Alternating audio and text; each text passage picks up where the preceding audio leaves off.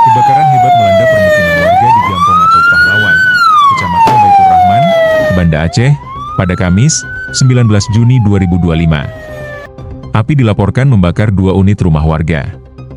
Sebanyak 7 unit mobil pemadam kebakaran dikerahkan ke lokasi untuk mengendalikan si jago merah.